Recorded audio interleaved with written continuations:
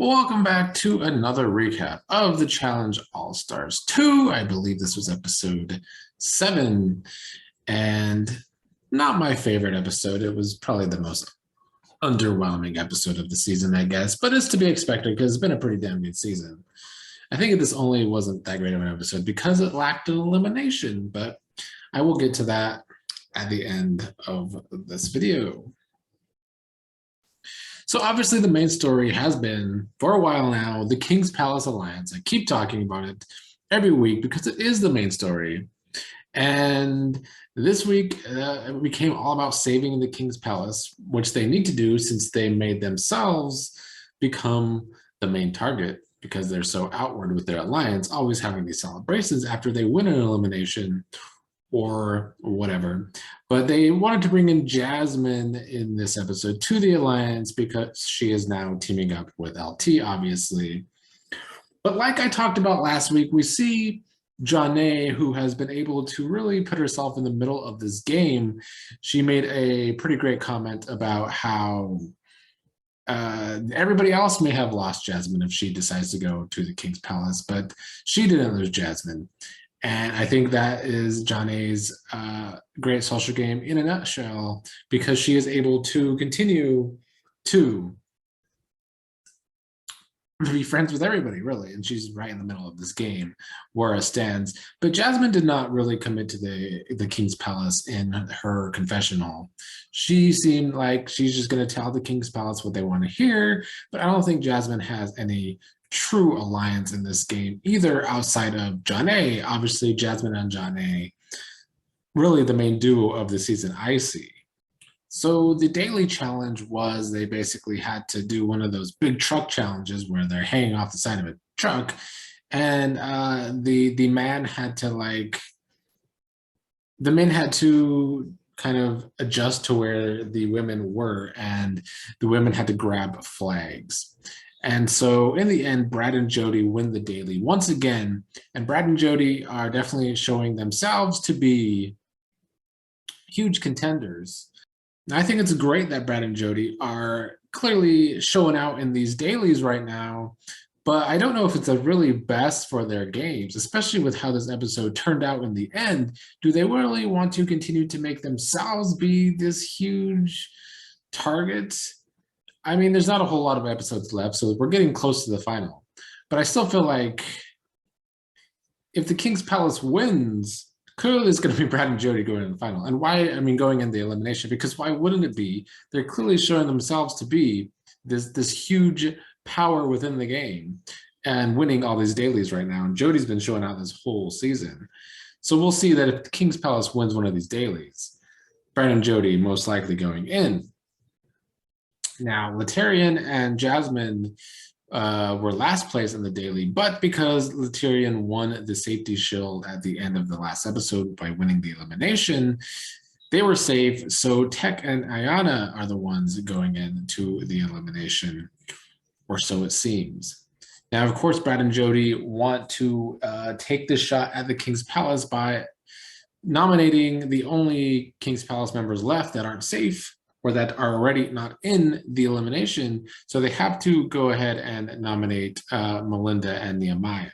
Now, they built up this whole storyline where Brad and Nehemiah are friends, and Brad has to go against his friendship because of this. I don't know if they built that up completely well, but I guess they played upon it all season because, you know, Nehemiah wore that beard for Brad when Brad was in elimination. It was pretty overdramatic, but so there was at one point when they were all out doing one of their partying scenes where Nehemiah keeps getting upset, keeps talking shit about Brad nice and loud, and apparently that's bothering Brad. But in the end, they do want to take the shot at the King's Palace. And frankly, why wouldn't they? Because they have made themselves seem like this big alliance because they're always so blatant with their celebrations. So Nehemiah... well, the part that I need to talk about because of how the episode ended up, Brad wants to continue to protect Darrell because they've been working closely together this whole time. So he doesn't want to nominate Darrell and Janelle, even though they've never been nominated. So instead, he has to nominate Cohutta and Casey. Cohutta's upset because He's been nominated before, and Casey's been nominated a lot. But that is how it goes. Now, Casey ends up being pregnant. And this is a challenge problem. I don't understand how all of these challenge shows continue to cast pregnant women. Do they not do good enough tests coming into these seasons? Because there's been a whole lot of pregnant women having to be taken off of these seasons lately, both on the Real Challenge on MTV, and now the Challenge All Stars is happening too. And that is a huge casting and producing issue that needs to be fixed, because this ended up screwing Cohutta, because even though Nehemiah and Melinda are nominated and voted into elimination to go against Tek and Ayanna, instead Casey has to be eliminated from the game, and Cohutta gets thrown out of the game with her because he is her partner.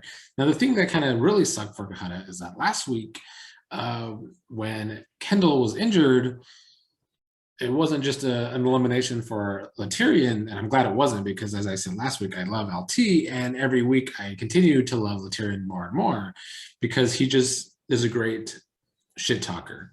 But yeah, he got to still go into the elimination despite Kendall being eliminated due to injury, and then he got a new partner. I didn't really understand why Cohutta just, if he's going to be pulled out of the game completely, why not have him at least get a chance to compete and save himself? So I don't like these ticky-tacky, it's like fucking NFL referees or referees in any sport that all suck at their jobs. These ticky-tacky calls that this show makes, that someone gets eliminated by really shitty odds. I think Cohutta would have even wanted to at least get a shot in an elimination to stay. It should have been Cohutta versus Tek. And I don't even like Cohutta that much, honestly. He bores me, but still, I feel like he was screwed. But in the end, because of this, because the King's Palace is saved by Casey being pregnant, they all remain in the game. So it won't be Tek versus Nehemiah. After all, the whole King's Palace stays alive. Now, I guess Cohutta being eliminated kind of ramps up the storyline better, because it's now basically kind of a 6-6 split in the game between alliances. Although where Jasmine stands for real, we don't really know. She can also play the middle with Jonna, those two playing the best social game.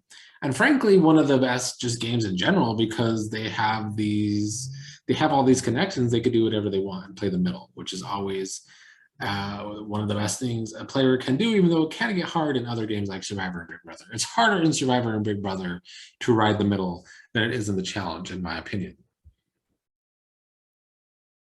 But we have the 6-6 split if Jasmine is really with King's Palace. And we don't really know. I mean, Jonna has shown to not be with King's Palace, but she has this connection with Jasmine, and both of them, frankly, really at the middle of this game. But I can easily see Jasmine getting nominated or being in last place with LT in one of these upcoming challenges, because she is not the greatest at challenges.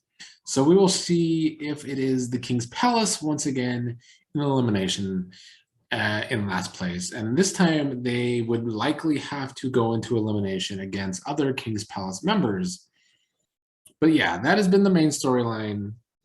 I think they've done an excellent job this season painting these alliances, painting the split house like I've been calling it, similar to Big Brother split houses. I still say, though, that this season would have stayed being great rather than just good if they would have just kept this as singles games. I feel like putting it in duos has made the dynamics not as interesting, because if a duo gets eliminated, an alliance can lose 2 members like that.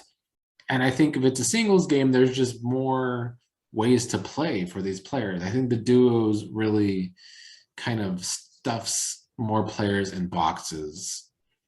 And I like duos games sometimes, but I feel like for this season, if they would have kept it singles, it would be even more enjoyable, because there would be even more story threads. But I digress. We're stuck with duos, and that is what we're going to get going forward. But it remains the King's Palace versus this other alliance of everybody else.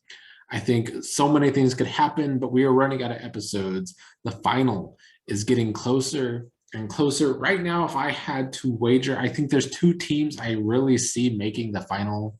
Um, one of those is likely, well, not necessarily. I was gonna say one of those is likely Darrell and Janelle, but I don't know if that's true because I feel like no, because Brad and Jody have to be the two thrown in if the King's Palace win and get a chance to choose who goes in. It has to be Brad and Jody. That is the most obvious choice. So I feel like Darrell, even though I questioned his game last week, Darrell is playing probably the best game of the men. And then the best game of the women remains Janae, who just has a better social game than everybody else. And so I really see MJ and Janae making the final. And I think Darrell and Janelle also have a great shot at making the final with the way everybody's been edited so far, because everybody else has bigger targets on their back and doesn't have as good of a social game as Janae and Darrell have shown this season. Well, that's it for this week on my The Challenge All-Stars 2 update. See you again next week. I think only 3 episodes left, so we are getting closer and closer to that final for sure.